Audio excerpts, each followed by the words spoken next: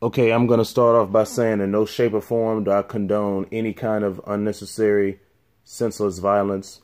I want everyone out there to pray for the workers, their families, and their loved ones who were fatalities, and for the ones who were injured to pray that they have a speedy recovery physically, mentally, and spiritually and emotionally, because when you go through trauma like that, it could affect you more than just simply physically.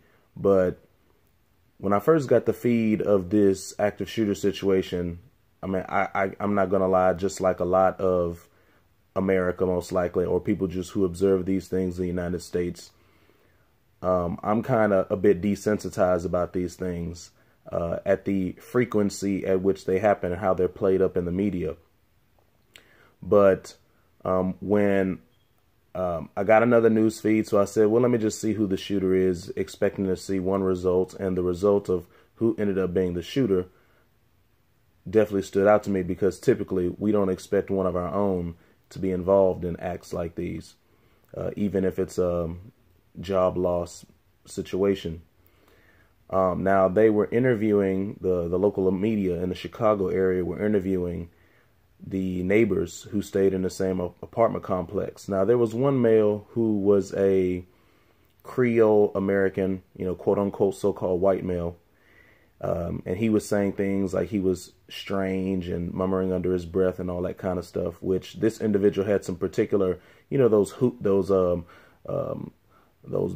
loop earrings and make big holes in your ear. I mean, to me, that kind of looks strange to have something like that in your ear with all these strange piercings.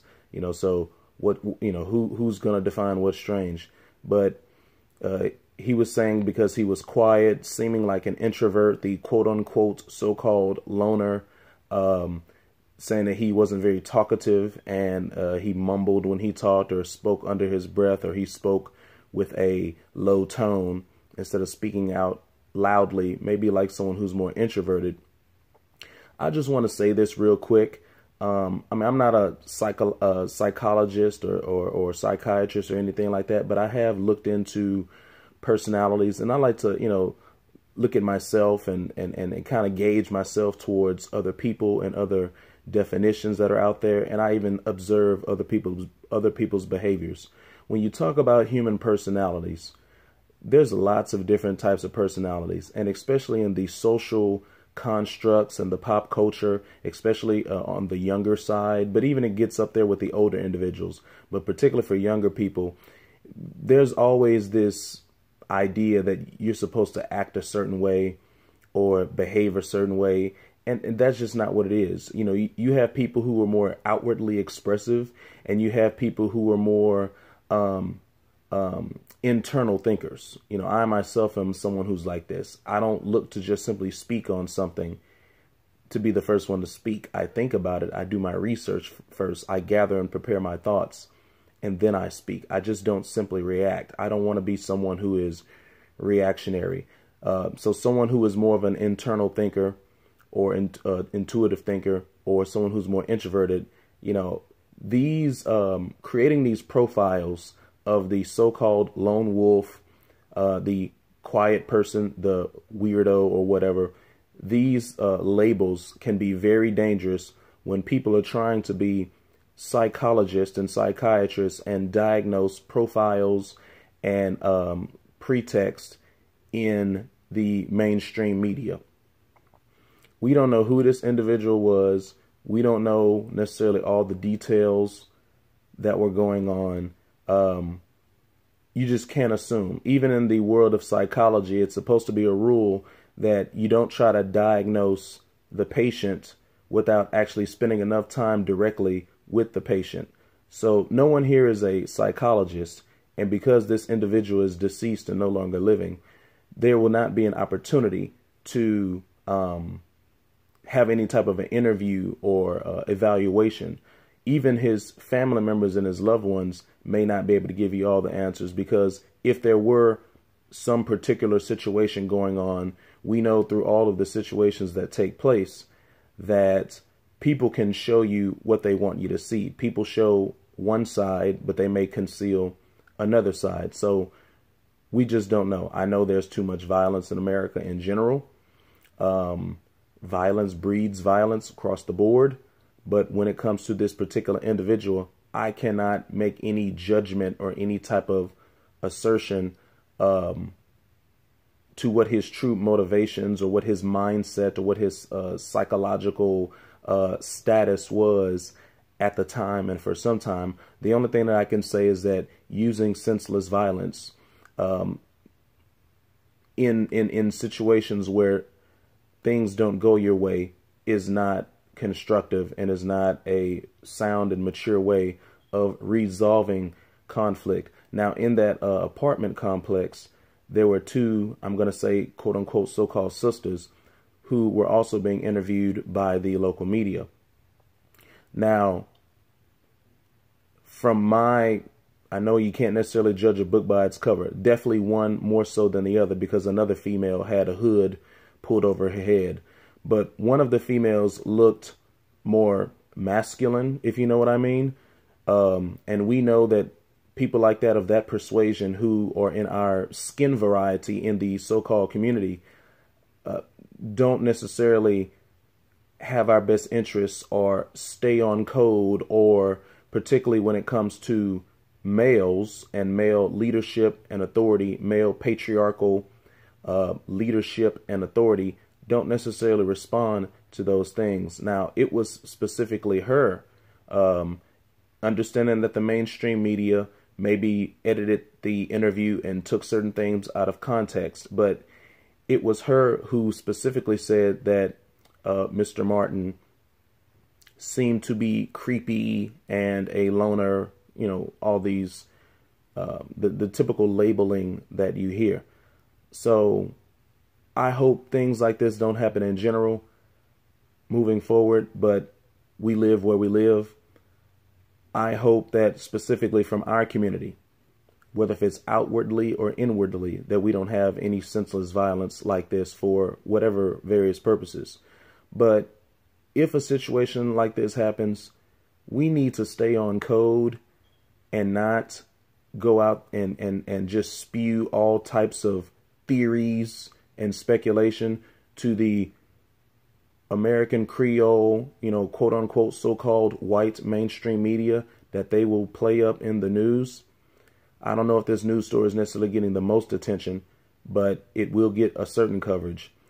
Let's not speculate with them. You know, if we want to have these discussions internally or on platforms that we may have that are separate, that's fine. You know, the local authorities are going to be conducting their own investigation.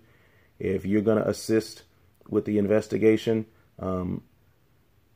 then do it in an appropriate way. Don't speculate. Just say what you know, say what you can confirm, and don't speculate or don't allow them to lead you in a particular direction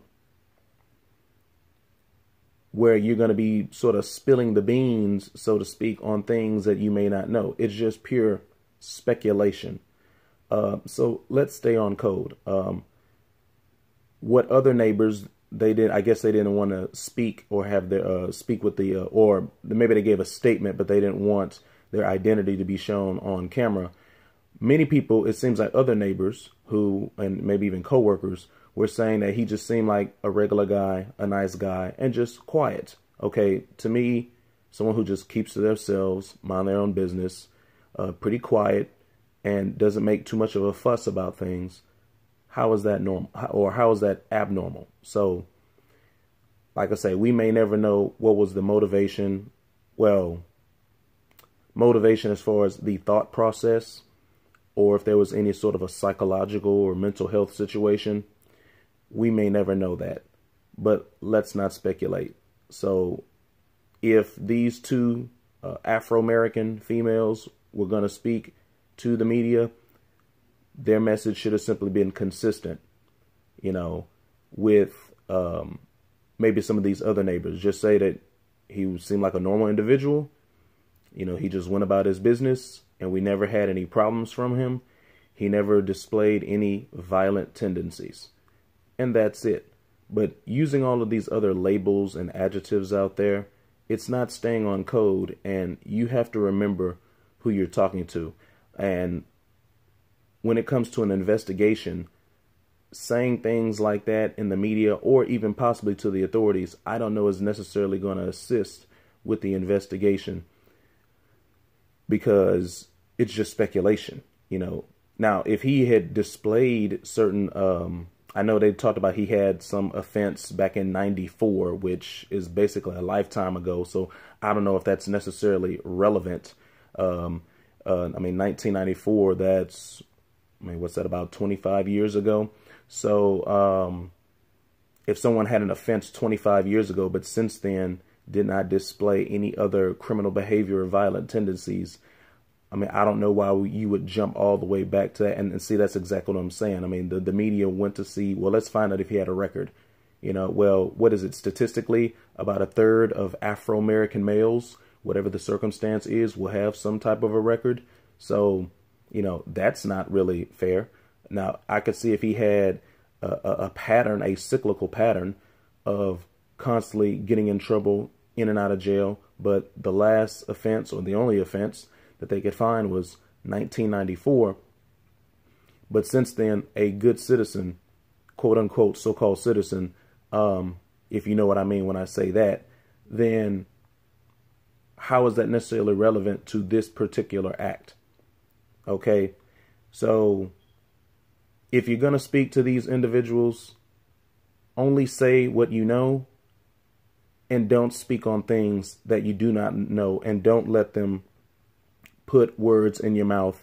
We have to stay on code. And if you don't really know anything at all, and if you don't really have anything to add that would be constructive either to an interview or a public service announcement or to the investigation, then it's best not to speak at all. Just say, no, thank you, or I don't know anything, and just leave it at that. We have to stay on code.